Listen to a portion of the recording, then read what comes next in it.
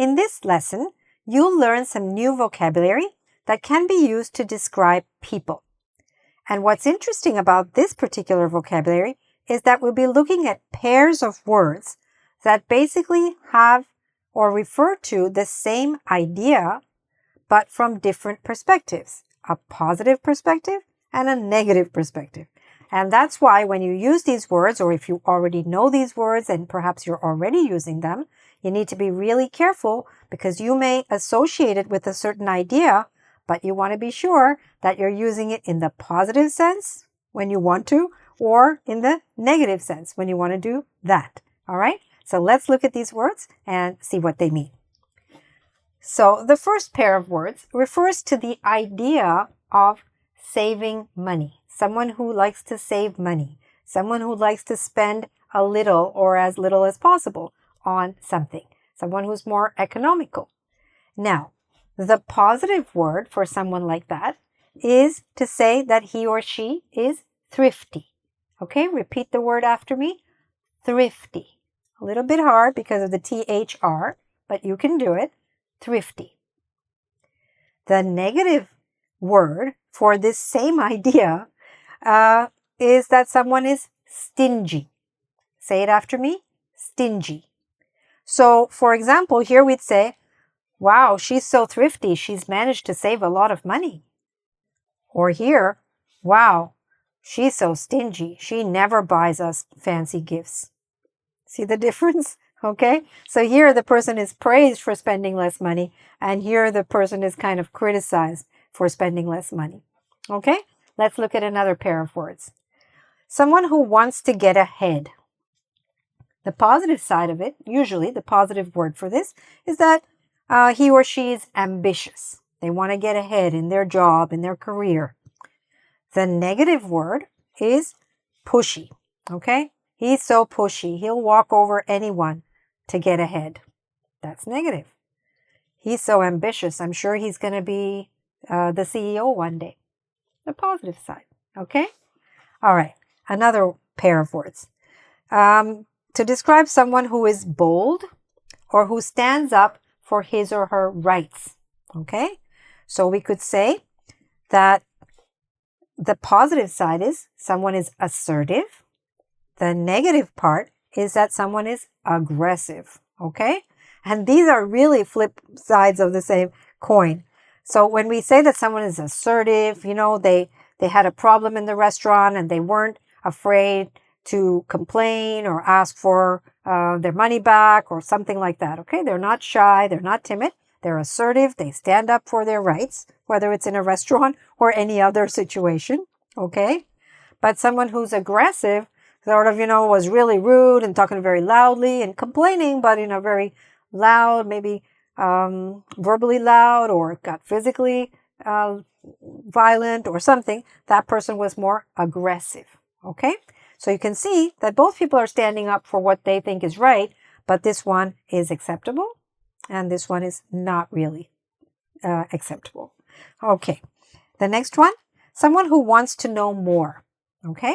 So the positive word for that is curious.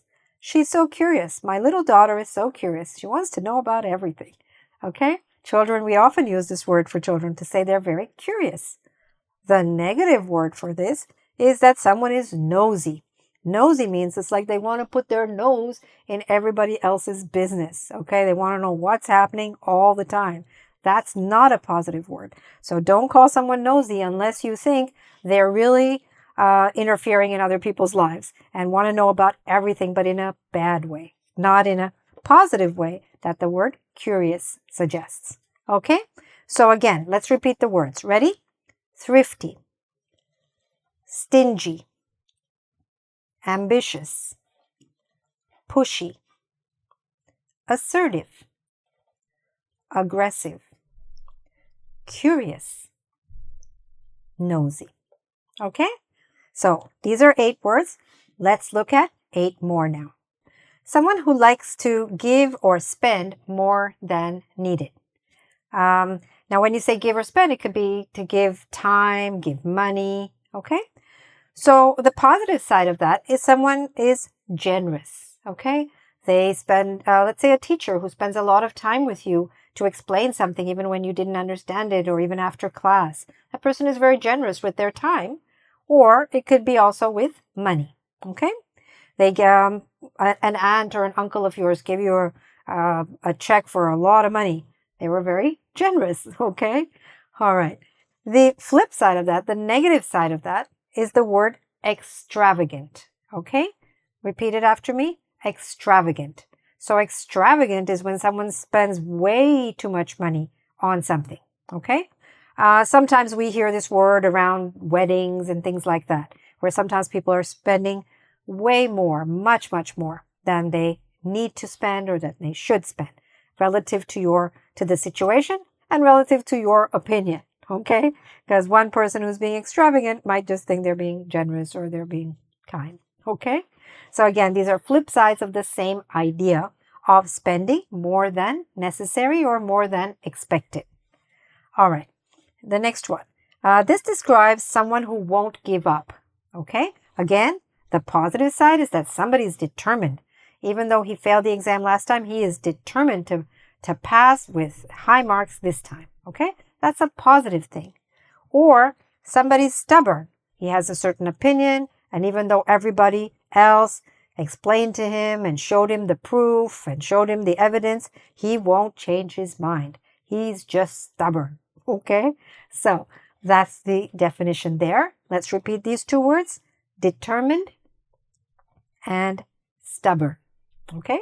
Usually we say to a person, don't be stubborn. Okay? That means change your mind. Okay. All right. Someone who speaks straight to the point. Okay? Doesn't use a lot of necessarily diplomatic language or anything like that, but just speaks directly.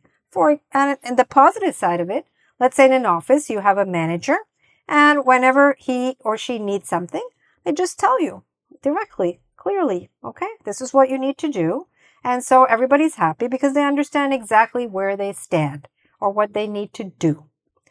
But let's say you have a manager who's very blunt, then it's the same idea, okay, of speaking straight to the point, being very direct, but it kind of hurts people because maybe they are too blunt, too direct. And then when someone is too direct, then they become blunt.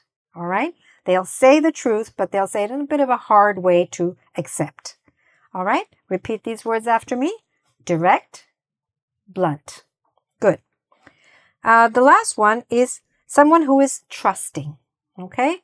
For example, we often hear the word innocent to refer to children. Okay? Child will believe that the world is a beautiful place and that people are all very nice.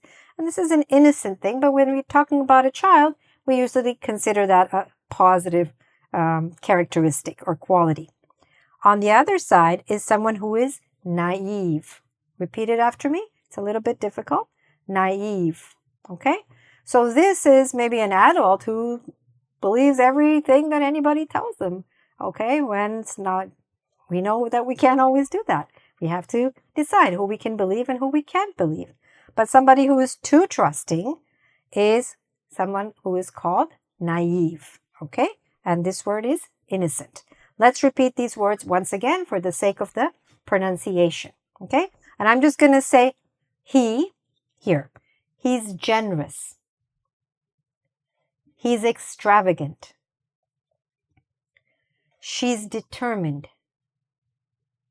She's stubborn. He's direct. He's blunt. She's innocent. She's naive. Okay? All right. So I hope that these words helped you to expand your vocabulary in an interesting way. And what you can do, what's always very useful when you learn vocabulary that relates to people, is to think of someone that you know in your life that shows this quality, that has this quality. And that's a really great way for you to remember that word and connect it with somebody that you know. All right? It's a very personal connection, and it gives that meaning a chance to stay in your memory. Okay? So try to, when you're writing it out for yourself, try to think of someone who shows these qualities, someone that you know, someone famous, or somebody in your personal life. Okay? And what you might want to do also is in the comments below, try to use some of these words in a way that would be interesting. Okay? And you can leave a comment for us if you like. All right. Now, please subscribe to my YouTube channel. And if you enjoyed this lesson, share with your friends. And thank you very much for watching. I wish you all the best with your English. Oh, and one more thing. Don't forget to do your quiz on engVid.com. All right? Thanks for watching. Bye for now.